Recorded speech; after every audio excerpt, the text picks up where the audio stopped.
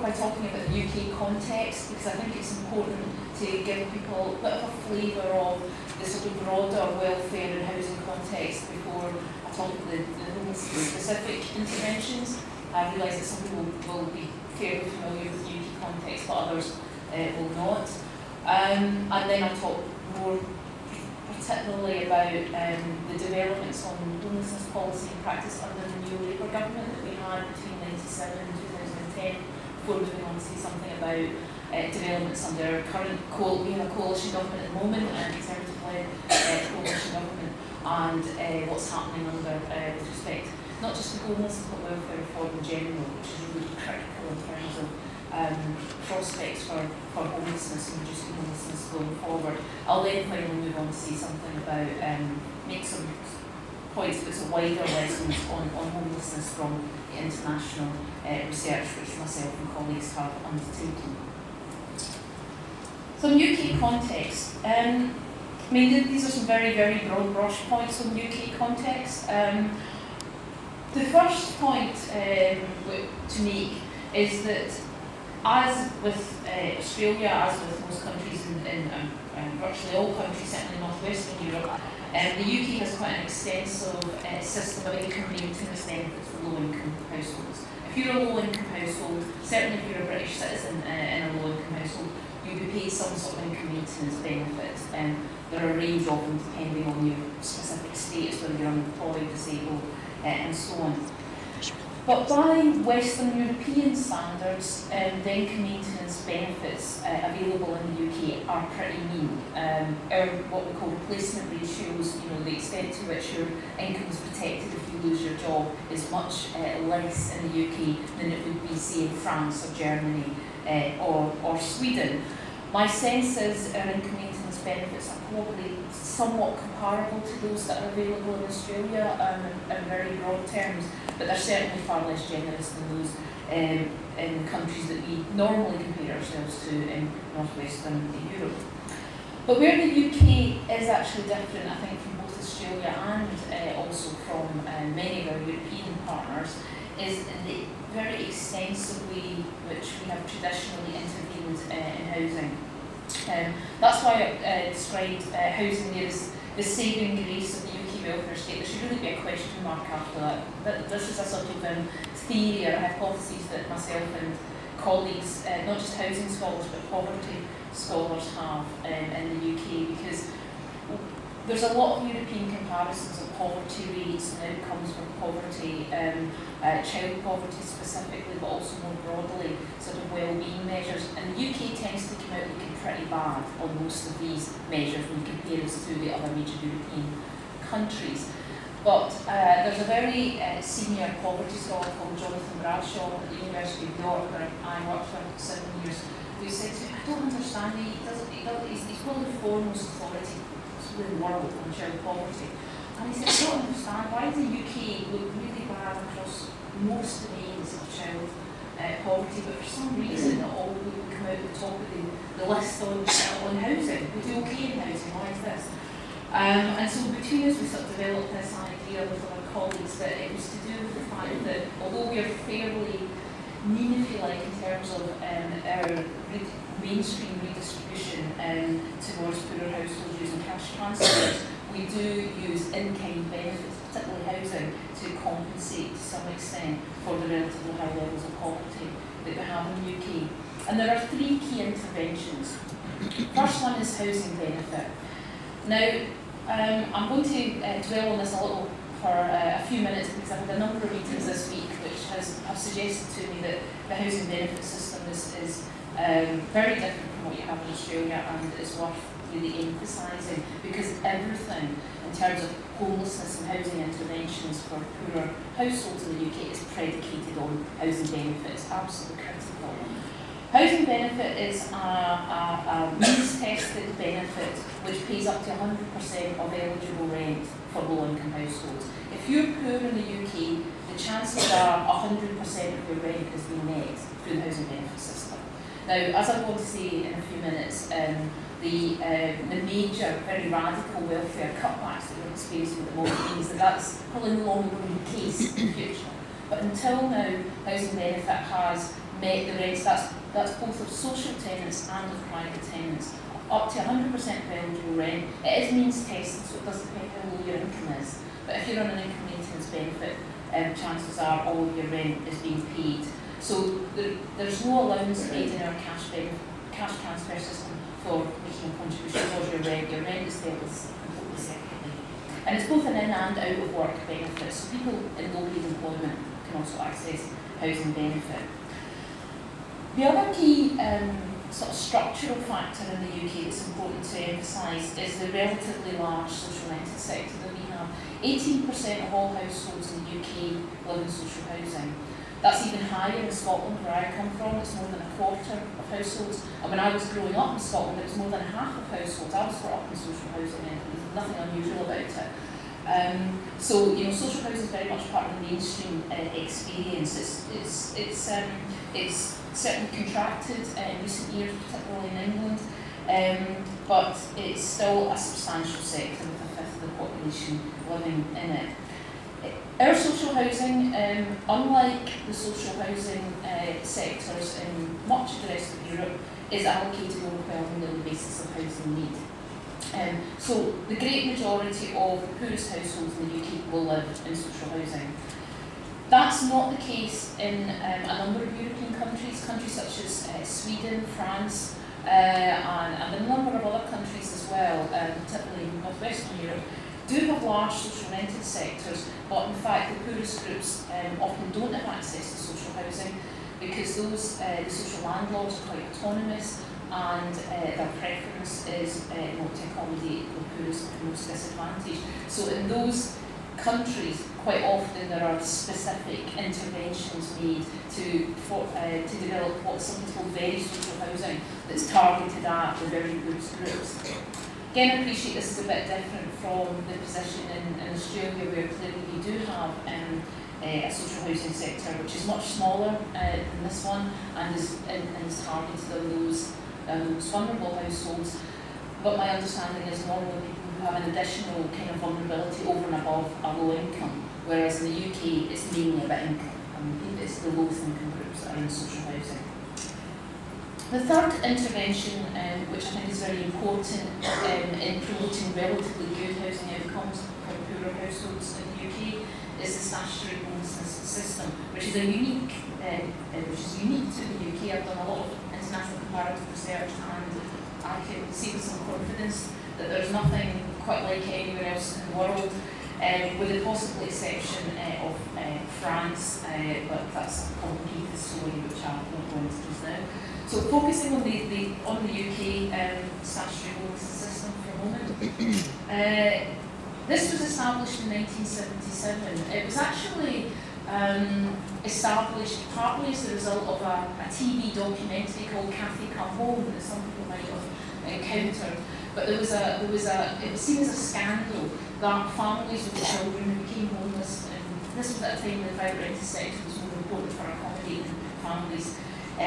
There would be arrangements made only for the women and children to live in what were usually not particularly appropriate hostel type accommodation, and the fathers would be left to fend for themselves. So there was a scandal around this, a lot of political campaigning, and in 1977 the Housing Homeless Persons Act was passed. It came into force in 1978, which was somewhat ironic because then we had a Conservative government, the Thatcher government came in to power in 1979. We're stuck with this statutory homelessness system, which never quite managed to wriggle, despite having numerous reviews of it. It survived all that time. In brief, what the statutory homelessness system established, and this was throughout the UK, is that certain categories of homeless households were entitled to be rehoused by local authorities. And that's not into temporary type shelters or hostels, this is into permanent housing, usually social housing, but not necessarily.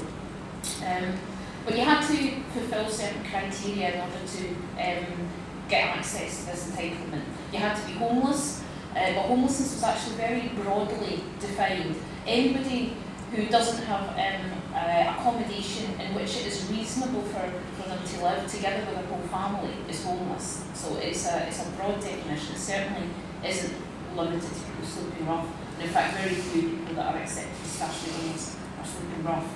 It's usually to do with not having accommodation which is appropriate and reasonable for your family.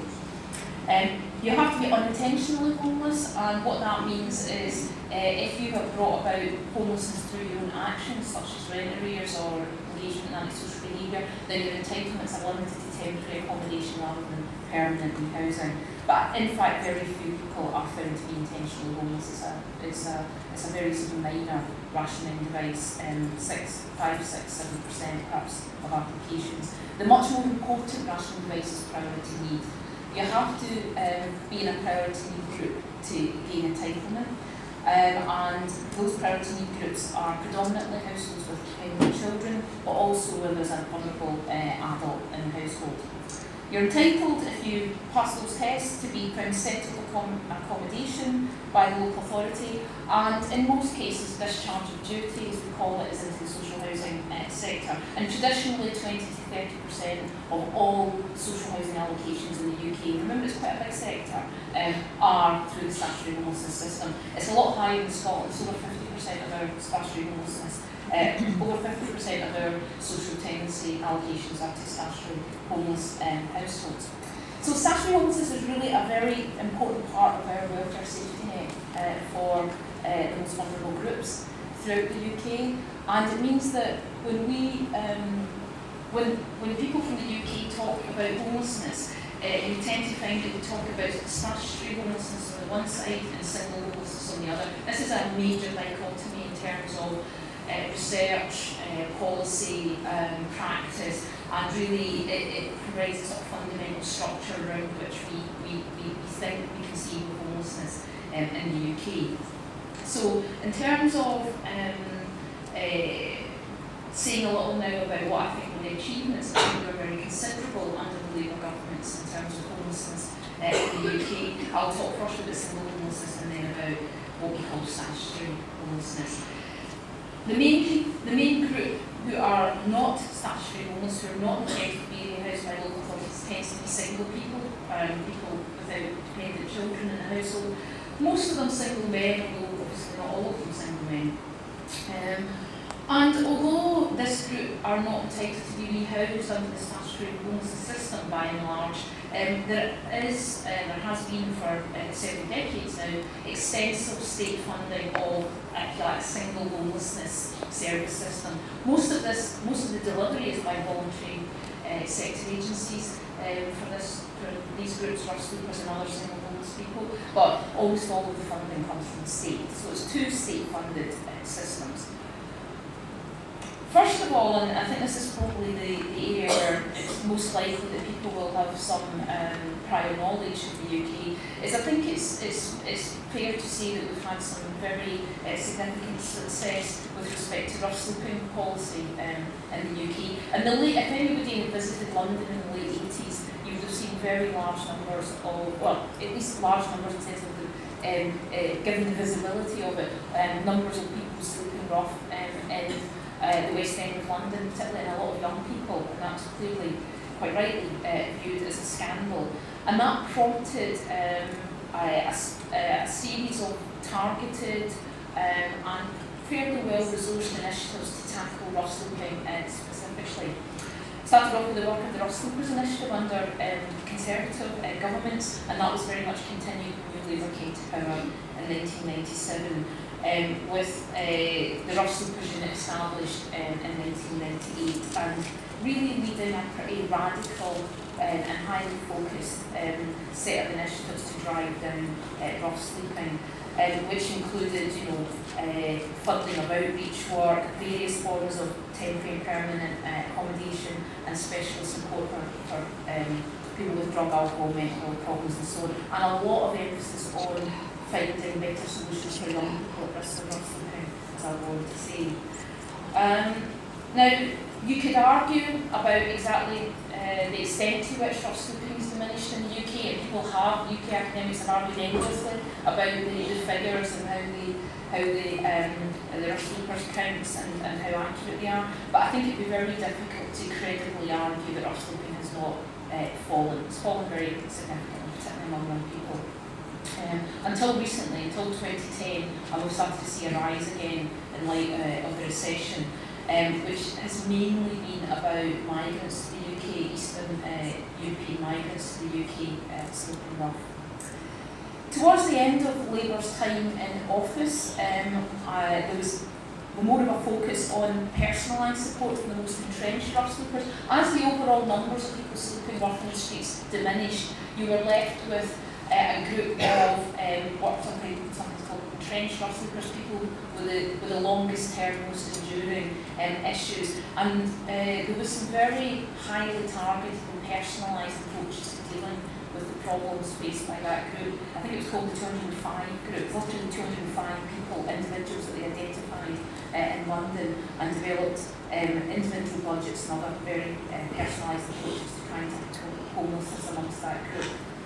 Labour also announced ambitions to end rough sleeping by 2012 in London and elsewhere in England. That ambition was taken on by the Conservatives only partially. They support the ambition to end rough sleeping, but they were not prepared to put a time limit on it, as I'm going to say. Moving on to single homelessness more broadly, of course not everybody who's single homeless sleeps rough, it's only a small minority. We, I think, also saw some very significant steps forward under the Labour governments. The most important, by far, initiative was the Supporting People national funding stream established in 2003. This enabled, this was quite this was a substantial level of funding. It was available on a UK-wide basis, but crucially it was ring-fenced. Local authorities could only spend this money on supporting people type initiatives, which were basically forms of housing support for vulnerable groups. Homeless people were not the only group covered, but actually were the majority group. I think in terms of interventions, about 80% were associated with, that were funded under supporting people, were associated with homelessness or related issues like drug and alcohol problems. What Supporting People enabled was a far more flexible approach to providing housing support. So previous to Supporting People, most of this was focused on residential accommodation of various kinds for adult homeless people and for young homeless people. Supporting People allowed the support element to be uncoupled from the accommodation element.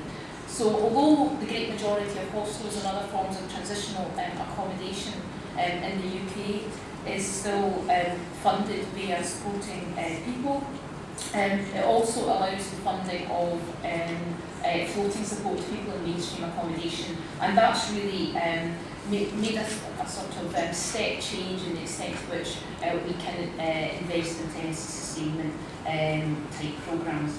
The other, I think, key initiative I'd like to highlight, although nowhere near actually as important as Supporting People, is the Places of Change programme, which was capital. And Supporting People is revenue funding. Places of Change was a capital programme which allowed investment in frontline services, including hostels, day centres, and so on, and led to significant improvements in those services that received Places of Change funding. But Supporting People was really the key way in which single homelessness services were significantly improved in the UK. Statutory homelessness. One of the enduring features of statutory homelessness in the UK from the late 70s onwards has been the levels of statutory homelessness track housing market trends very closely. As the housing market tightens, as housing becomes less affordable, the number of statutory homeless acceptances goes up. If we have a slackening in demand for housing, statutory homelessness goes down. We had a long boom, economic and housing boom in the late 90s. So by the early 2000s, statutory homelessness figures were extremely high in the UK and in England in particular, and the government felt it had to act. And it passed the Homelessness Act 2002, where local authorities in England were given the duty to develop prevention-focused homelessness strategies. Now, I should say that one of the things, I suppose, that's probably quite different in the UK and Australia is we're very centralised in the UK. If the central government passes legislation and says local authorities have to do X, local authorities will do X. I mean, it kind of generally works that way.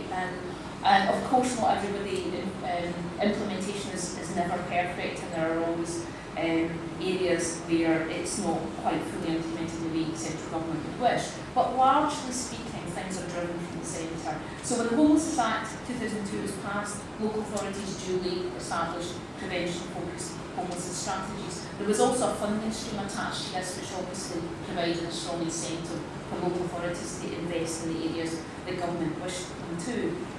Now, the sort of prevention-focused interventions that local authorities were encouraged, urged to establish are listed on the overhead there. Underpinning all of this was a strong focus on what was called, and is still called, the housing options approach in the UK.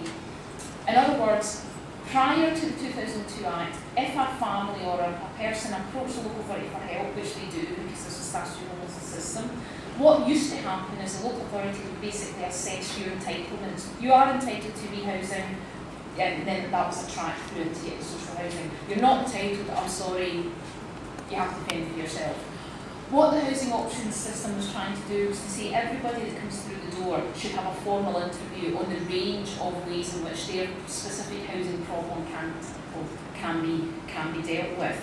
There was probably still a focus on housing options, this more kind of problem-solving approach for those who would otherwise be accepted as statutory homeless, but the encouragement was that everybody should have access to housing options interventions, not just the statutory homeless group. In tenancy sustainment support, as I said, funded under the Supporting People programme, and in mortgage rescue schemes. And all those things were duly set up, and it seems actually in the main fairly successful. But actually, they were the minority of interventions under the prevention agenda. In fact, 70% or more of preventative interventions are the last sub-bullet point there, help to secure alternative accommodation. Most people that are helped through housing options are not actually sustained in the accommodation they're in. They're mostly helped to move to other accommodation, usually a private tenancy. Although increasingly, given the welfare reform I'll go to say something about, it's been more commonly, it's moving a bit more towards helping people access mainstream social tenancy, so not through the statutory homelessness system, but through the mainstream system. Nonetheless, I say, although most preventative interventions were actually about helping people move house, it did mean that there was a dramatic drop in the number of statutory homeless acceptances. They dropped by 70%, absolutely unprecedented, particularly given that the housing market continued to tighten all the way through this period. So we'd be used to seeing statutory homeless acceptances continue to go up. Instead, they plummeted by 70% between 2003 and 2009. So of course that raised questions about the extent to which what local authorities were doing was actually preventing homelessness or was gatekeeping. In other words, were preventing people from accessing their statutory entitlements. Now, the answer is almost certainly somewhere in between. There was some gatekeeping going on, particularly at the beginning. There was also, I think, some very, and we know that there was some very creative, problem-solving, kind of person-centred preventative work going on that didn't happen before 2002. Hal Pawson now works at the University of New South Wales here in Australia, did a big evaluation of the preventative interventions in England, and I think largely it was quite positive, although, say, we have to acknowledge that some of that drop was definitely due to gatekeeping. Final point in terms of the achievements of New Labour, which I've already alluded to, is with respect to youth homelessness. Colleagues of mine did a review of service responses to young homeless people, which looked at the period between Labour coming to power in 1997 and they published it in 2008. And what they found was what they described as a sea change and improvement in service responses across the UK. And this was this was due to a number of factors, but one of the key factors was that in this preventative push in government policy, young people were at the heart of it. Young people were the highest priority really was given to preventing youth homelessness and to investing in higher quality provision, particularly transitional accommodation for young homeless people. And I should say foyers are very much a minority part of that. I know the foyer idea and development of foyers has been something that's been talked about and invested in Australia, and indeed, you know, there are a number of foyers in the UK that were established over that period. But most young homeless people will not stay in a foyer. It's other forms of transitional accommodation are far more prevalent. There was also the extension of the priority need criterion to 16, 17-year-olds and care leavers. So in other words, local authorities were no longer had the discretion over whether to accept a 16, 17-year-old as being in priority need. All 16, 17-year-olds have to be accepted as being entitled to permanent rehousing if they're homeless. And a court decision also confirmed the responsibilities of social services to homeless 16, 17-year-olds. So in other words, they're entitled not just to housing, but also to full social services assessment of their support needs as a child in need. And we have seen a very dramatic decline in levels of youth homelessness, especially rough sleeping, as a consequence. Problems remaining at the end of the new Labour's time in government. I've already mentioned the number of destitute migrants sleeping rough in London, and actually in Sweden, but it really is striking, visible, and a disgrace.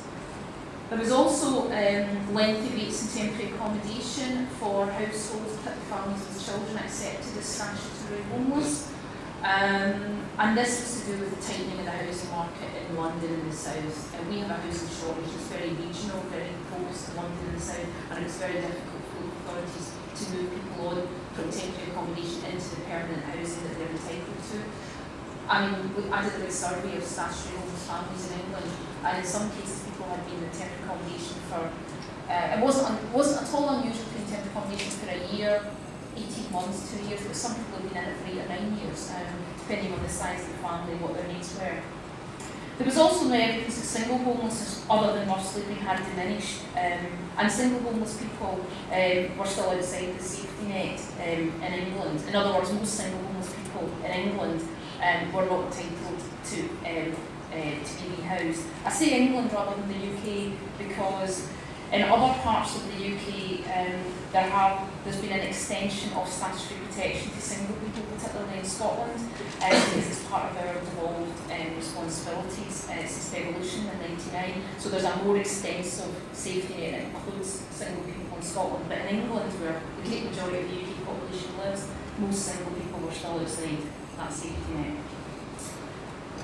To move on now to say something about how things have moved on under the coalition government, the Conservative-led coalition government elected in 2010. They have actually continued the specific focus on rough sleeping and on the more extreme ends of single homelessness. Established a ministerial working group on homelessness with ministers, this is national government ministers from 8 departments, meeting quite regularly, and they have established a number of specific initiatives, focused not just on London, but largely on London to begin with.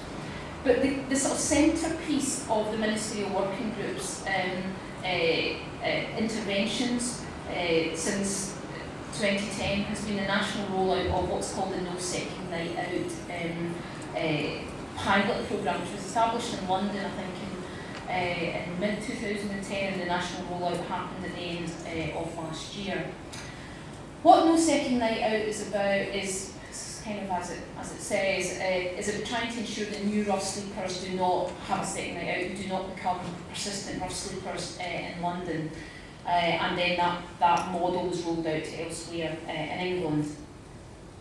It's about rapid outreach responses and based on better intelligence and public awareness of how people who are sleeping rough can be helped. But the really key kind of principle behind it is this notion of the single service offer, which is based on an individual assessment of needs consistently made by all services. Now, in a way, this almost runs counter to the sort of personalisation agenda I was talking about in terms of most entrenched rough sleepers. In a way, this is about not giving you choice. It's about saying that the agencies which come in contact with new rough sleepers will make an assessment of what those people's needs are, and then every agency that person comes into contact with will consistently make the same offer to them, and that offer is almost always reconnection back to their local area, either within London, elsewhere in the UK, or indeed overseas to Eastern Europe in the main. And this initiative seems to have been successful insofar as although rough sleeping is rising in England, as I've said, particularly in London, there is a declining proportion of new rough sleepers falling into long-term homelessness. The statistics show that quite clearly. But what we don't know is how sustainable the reconnections outcomes are. I've got a colleague who is currently doing an analysis of reconnections outcomes for people reconnected to locations outside of London in England, and really we can't find anybody. So we don't know what happens to them after they're reconnected out of London, which is clearly a big question mark over that initiative. But certainly within London, they're quite happy because the number of rough sleepers who are staying on the streets is diminishing.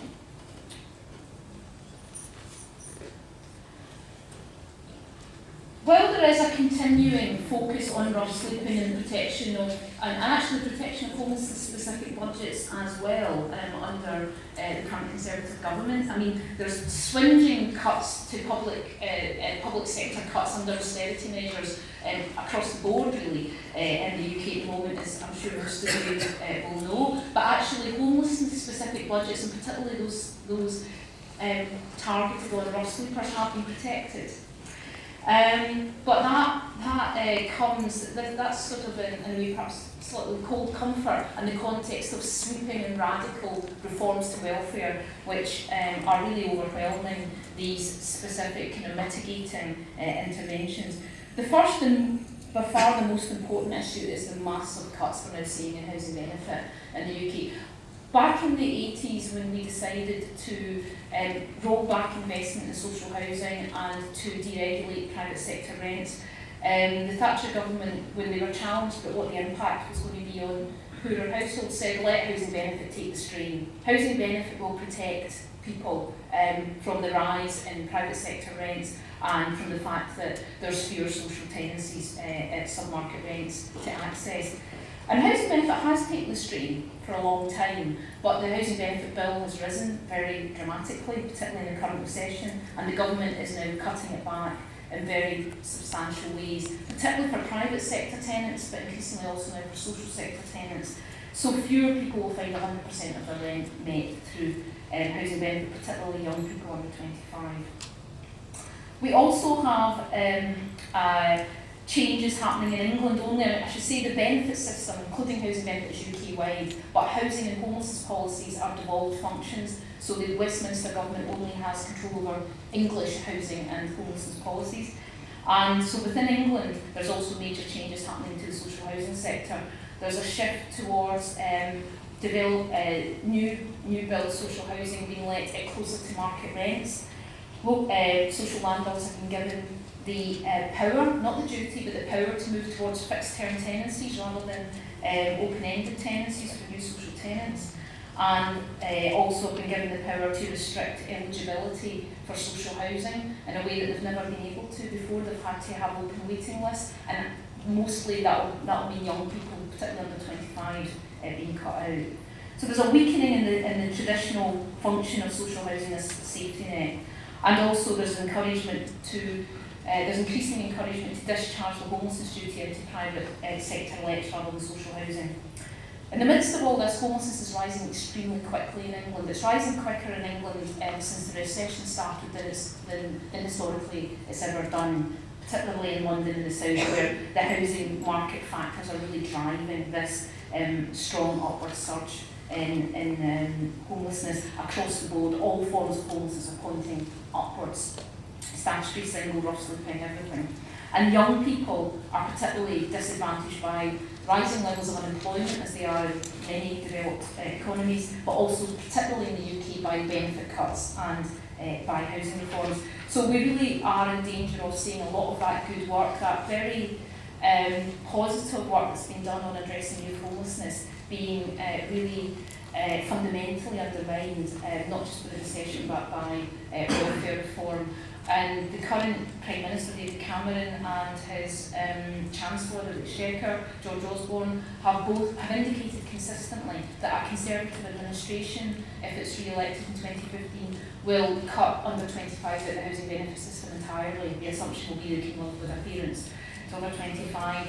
They will exclude young care leavers from that probably, but we know that care leavers are probably only a small minority of all young people who have to leave home. So it's unlikely actually Conservatives will be re-elected in 2015, but if they are, then I think we can look forward to some very difficult times for youth homelessness in particular. Moving on to say something quite briefly about international perspectives on homelessness.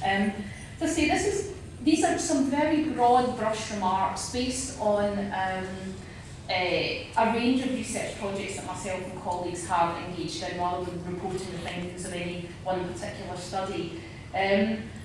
But I want to say something about family homelessness and about single homelessness, and if we have time, something briefly about housing, the evolution of housing first, which I know has been very important part of the debate in Australia as well as certainly in Europe at the moment.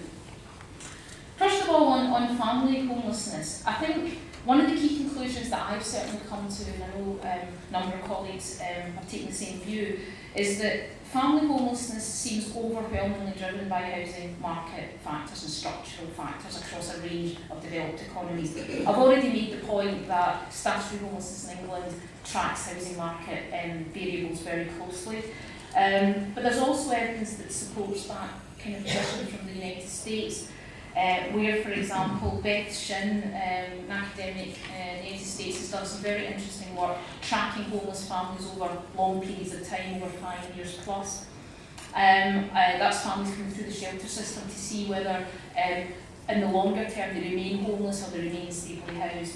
And what she found was the thing that made the fundamental difference to whether a family was homeless 5 years down the line or had remained stably housed was access to Section 8 vouchers, which is the US sort of equivalent of housing benefit, far less generous than housing benefit, but it's basically a housing allowance system, which only a minority of people in the United States who are entitled to it ever access it. But if you accessed it, that's the thing that made the difference as to whether you were homeless in 5 years' time. Not social work intervention, not support and so on. A small minority of families required that kind of intensive social work support, but for most homeless families, what made the difference was having access to housing allowances. There's also evidence from Germany and Finland, very encouraging evidence from Germany and Finland, which supports this position.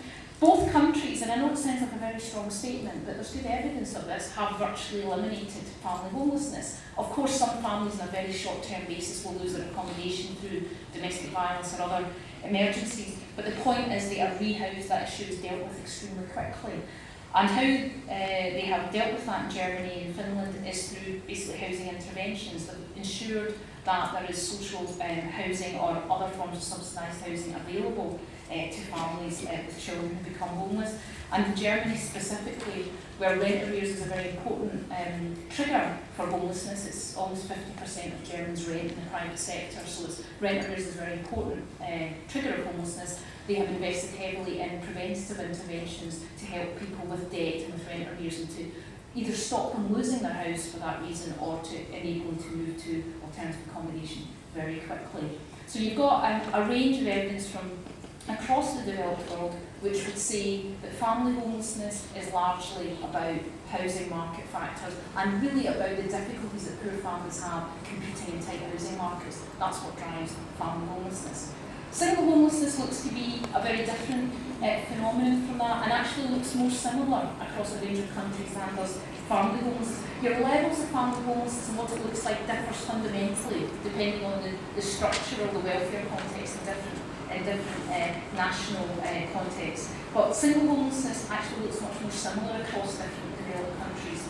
It's a much more complex phenomenon and there's consistent evidence that what you have among single homeless groups, particularly those who sleep rough, but not only, are high levels of support needs for mental health, substance misuse and so on. But again, there's a very encouraging message to tell here too, because even despite the sort of complexity and difficulties faced by this group, which are well beyond the economic in many cases, well-funded and targeted programmes can have very significant positive effects. There's evidence from a whole range of countries, but perhaps one of the most striking ones is the United States, where even despite a very weak welfare state safety net and very difficult issues with housing affordability, they have managed to reduce chronic homelessness significantly with targeted, well-funded programmes. In the UK, I've already mentioned the rough sleepers initiatives, which have targeted some of the most vulnerable and most entrenched rough sleepers, have shown very positive results.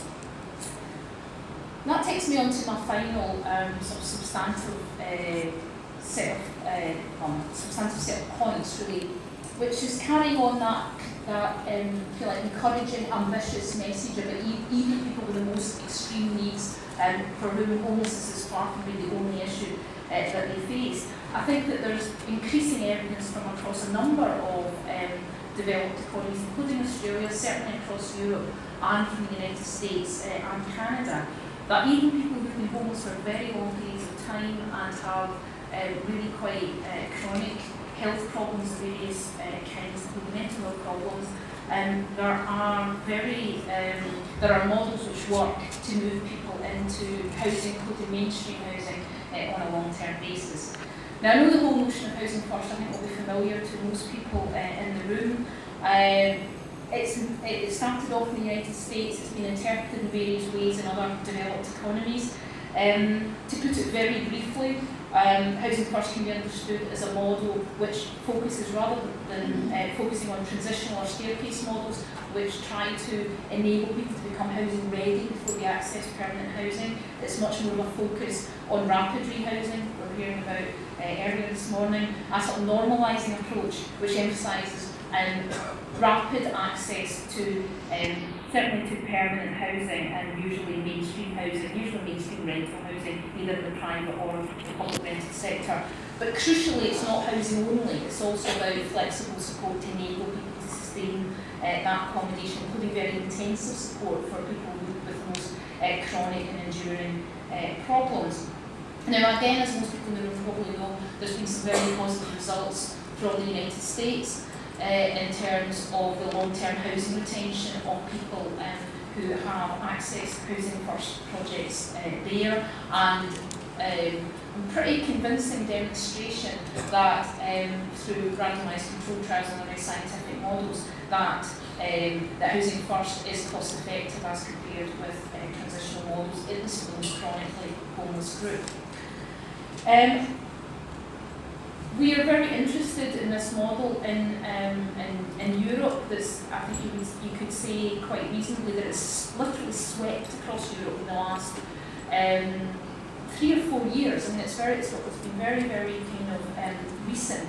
I think people have been impressed by the results in the United States, but also cautious in the sense that the context, the welfare and housing context is very different in Europe from it is in the United States, and concerned about will this model work for chronically homeless people in a very different welfare context. So I'm involved in a project called Housing First Europe, which is analysing results for Housing First pilot models across 10 European countries. And this is a bit of a foretaste because the report is not getting published until July. There's a conference in July about this. But I think I can share with you that the results from across those European countries are remarkably consistent and remarkably positive, certainly with respect to housing retention. Housing First has been interpreted in sort of different ways in different countries, and the level and the degree of rigour of the evidence varies a great deal, but there is a consistent pattern across the evaluation sites that housing retention under the Housing First model, including working with people with very chaotic drug problems. In the project that I'm involved in the UK, is a Glasgow-based project working with people with chaotic injecting heroin use, and in Portugal, say it's people with severe psychiatric symptoms. But across the board, we're finding extremely high levels of housing retention, more or less 100% actually, sometimes over 2-3 years. We're not finding that things like drug and alcohol and mental health problems are probably much different from the way when people entered the Housing First models. They don't get any better, they don't get any worse either. But other aspects of people's well-being seem to have improved, their social networks improve, their general health seems to improve. So I think there's some very encouraging results there, and I think the key message for me is to be ambitious, even for people who've been homeless for a very long time and have very complex needs. This is about resettling people in mainstream accommodation, either in the social rental sector in the UK case, in the private rental sector in many of the other case study countries, but mostly that works given the right levels of support. But what we have found as well is that the scatter site approach appears much more successful than the congregate model approach. In Denmark in particular, they actually tried out both the Housing First model, which gave people permanent tenancies, but of accommodation in a congregate setting in one building where there was a number of people in the Housing First model. I think it was 30 or 40 people. And at the same time, they also had a scatter site stream to the project. And they have found really definitively that the scatter site model worked much, much better. We've also found that from a range of the other projects as well, that not only, if you like, is the customer preference for scatter site, it's also more successful in terms of outcomes. But if you are interested in that, look out for the report being published in July. So finally, conclusions.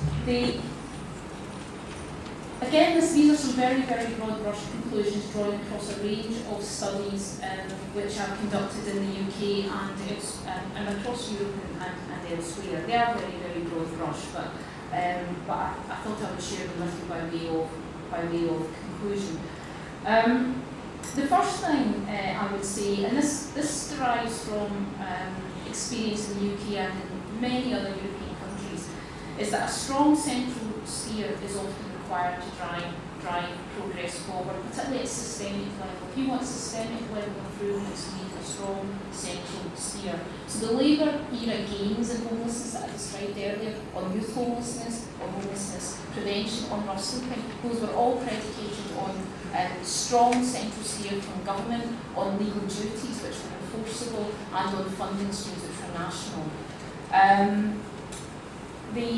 And we're moving away from that now in the UK under the current Conservative government. People who are in the single homelessness sector are very worried about the impact of localism and the kind of devolution of policy responsibilities at the local level for that reason, for the reason that we have found that centrally driven policies work best in really driving forward a step change and improvement in policies and responses.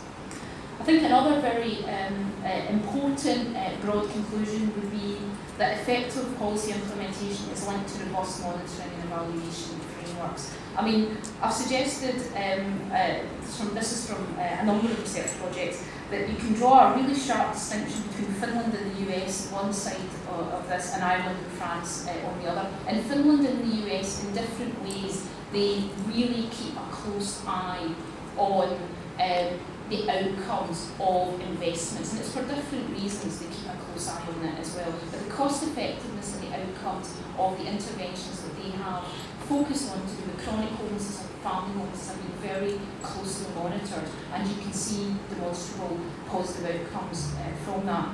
In Ireland and France, they're very keen on national strategies, on rhetorical kind of statements about housing first and moving things forward. Lots and lots of targets, no monitoring, and very little by way of positive outcome as well. And linked strongly to that is the very final point here, the significant about the important resources in all of this. It seems to me that significant investment of resources, if you want to really create a step change, a systemic level step change in addressing homelessness, an investment of resources is a necessary but not sufficient condition. Again, I would contrast Finland and Ireland particularly on this. They're both quite small European countries, less than 5 million people. They've both invested a lot of money in homelessness given their size and scale. Finland has had really remarkable results. And Ireland, I think there is a general consensus that we spent a lot of money for not a lot of gain. So you need not just the resources, I think you also need the infrastructure, the governance structure to make sure that the outcomes are properly monitored and evaluated.